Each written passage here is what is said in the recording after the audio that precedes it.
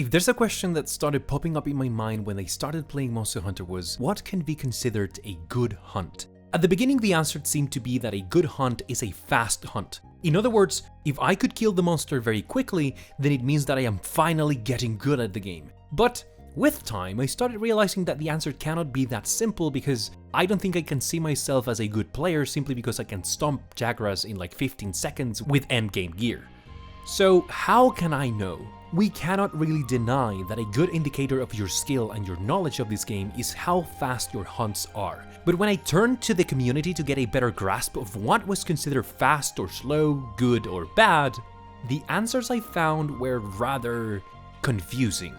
During the first wave of people that flocked to play Monster Hunter World on release, I started noticing two big groups of players. There were the speedrunner enthusiasts who thought that if you couldn't dodge a roar, you better uninstall the game, and the comfy hunt enjoyers who think that 30 minutes is a reasonable time to spend killing a monster that is supposed to be on farm. It didn't help that surrounding this discussion and the polarization between these groups, there was, and I think there still is, a lot of misinformation about the game and its mechanics. And I don't think that this is on purpose or sometimes even the player's fault, because Monster Hunter doesn't always do the best job at teaching players what is and is not possible in their game.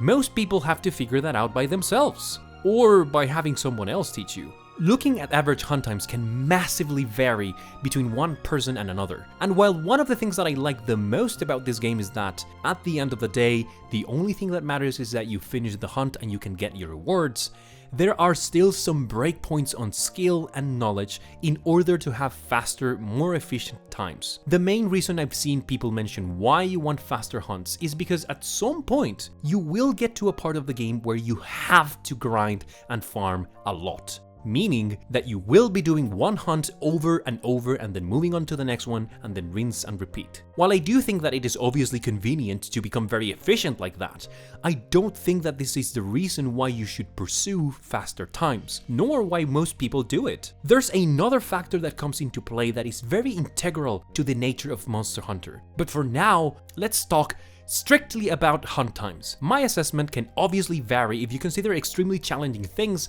like soloing Safi'jiiva in one run or hunting Fatalis solo, and these times can also vary depending on what version of the game you're looking at. My impression is that hunts in Iceborne tend to be faster than in Sunbreak for the average player. But in general, I believe that this is what your hunt times might say about you. Starting between the 15 to 20 minute mark or above, I think this is where most casual or new players would be. It's also very common that if you're a veteran player, the first time that you're fighting a monster, you will take around this long to defeat it, simply because of your lack of experience in that fight. I would say that if you're here, you're either playing very casually, you're trying to figure out the game, or simply cannot be asked to go faster because you like taking your time. But most importantly, if you're here, this might not be the moment to be thinking about faster hunt times. If you're a new player, I cannot stress this enough. Just take your time to really enjoy every fight. These monsters are walking spectacles. Take every chance to explore and slowly digest every aspect of this game because you only get one first time to experience all of this. In my country, we have a saying for whenever people visit the south. He who hurries up wastes his time. Next! I can't really say this for sure, but the 10 to 15 minute mark is probably where most people sit on right now. If you're managing to have these hunt times, it means that you're competent at the game, but you might still lack some experience or to polish a few skills with your weapon. You might still be calibrating how much you can commit in certain scenarios, but you're not careless enough that you end up carting unless you get greedy. There might also be some very specific information that you're missing or not understanding that is hindering you back a little. Here, you might also place those fights that for some unfathomable reason just give you the worst time. One example for me could be Rajang from Iceborne. To me, it really feels like he's breaking the speed of the game. And even now that I have a lot of experience in his fight, for some reason I still cart every now and then if I'm not careful. Then, hunts between 5 and 10 minutes are superb. It shows that you have great understanding of your weapon, but you also know some important details about the monster's behavior that you can exploit. People in this category are rarely taken by surprise by the monster's attacks, and are also quite good at optimizing their build or using appropriate tools or buffs to deal with different mechanics. If you're an average player but like the idea of getting really good at this game, I think this is a nice mark to park on. It not only gives you the feeling that you've come a long way since you started playing the game, but your experience is also reflected in your decision making while hunting in general. Any hunt under the 5-minute mark is extremely fast and is getting close to speedrunner territory. If you're here, you are probably exceptional at the game. You are a master of your weapon, but you also have deep understanding of the monster's behavior. This, paired with your ability to exploit monsters' weaknesses and strategically break parts when it can be beneficial, allows you to be quite efficient in your hunts or at a specific fight. You also understand that to achieve this, a considerable amount of min-maxing is in order, and you can pull it off even by being risky about it. Lastly, pushing the hunt times even further below 5 minutes is, I think, speedrunner territory.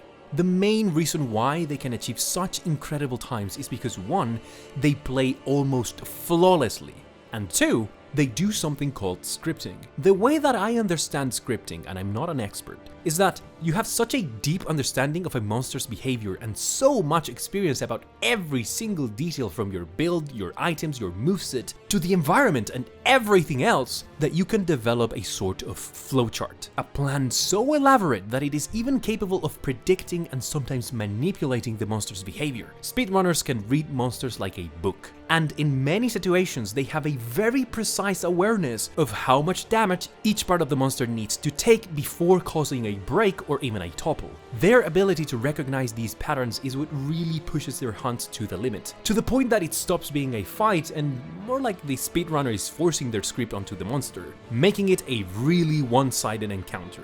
Truly, the pinnacle of skill is here. However, on the topic of speedrunners, I think that it is a good idea to watch these videos. I don't want to comment on whatever is shown on them now, maybe for another time, but just go watch them. Awareness is good. So yeah, this seems like a fair assessment to me. And as for Sunbreak, we can add a couple of minutes to each category. Now, does this answer the question then? Well, maybe for some people, but not for me. As I said before, I think that there are other elements that make Monster Hunter enjoyable and that make a good player in this game. There's 2 things that I mentioned frequently throughout the different, let's say, levels of play. Mastery over your weapon and mastery over the monsters. This is not something that happens overnight. If there's something that Monster Hunter does really well, is that it rewards you by understanding the mechanics in these 2 elements. And you can see the rewards by the outcomes that you get inside the gameplay. Every time you break a monster's part and it topples, the game is teaching you something there. When you flash a Rathalos out of the air, the game is teaching you something. When you hit the shiny part of a monster and it gets stunned, the game is teaching you something. We can clearly see that there is a pattern here. What you can do in this game offers a lot more freedom and complexity than what the tutorials tell you. A lot of these small bits of information, advantages, strategies and approaches are something that you have to discover, and that process of experimenting and finding new ways to tackle a fight is absolutely intoxicating. This might be part of the reason why some people say that at some point the game clicks, because you start to see these patterns that were not really self-evident before. And that's when you really start to pursue getting good at this game. The hunts themselves give you amazing feedback on how much you have improved on the game, and that's where most people start to develop a sort of hunger to really see how far they can go with this. For me, a good hunt comes down to this. Whenever you meet a new monster, you have to kind of solve the puzzle of how to defeat them. But once you have all the pieces and you have solved the puzzle a few times, now it's not about solving the puzzle in and of itself, but more about how you will do it. And this is my favorite part of the learning curve. When I have all the information I need, and now it is up to me to put my own creativity and my own wits to the test in order to overcome the fight. And as a result, you can start to exert a level of control over the hunt that will really give you the edge. Or like how other people like to say, you master a hunt. And there you have it. a good hunt. And you know it's good because you go for seconds and thirds and fourths and so on. Even after you have everything you can unlock, you still go for another round. It is just that satisfying. So yeah, just wanted to share my thoughts about this because, well, I was not very satisfied with the answers I was getting up until now. I think that before we can get a good idea of how fast the hunts can go in Wilds, we have to give the game some time to breathe. People have to settle in, get used to the new monsters and the mechanics, but in spite of all that, what matters is that you can enjoy the part of the learning curve that you are sitting on at the moment. You don't need to have fast hunt times to enjoy this game. You can indulge in the journey of self-discovery and fun right now, and that is the best part about Monster Hunter. Thank you so much for watching. What are your impressions about this? Do you think that getting faster hunts matters? Have you ever thought about it before? Let me know in the comments below, cause I reply to those. As always, my name is Sun, and until next time,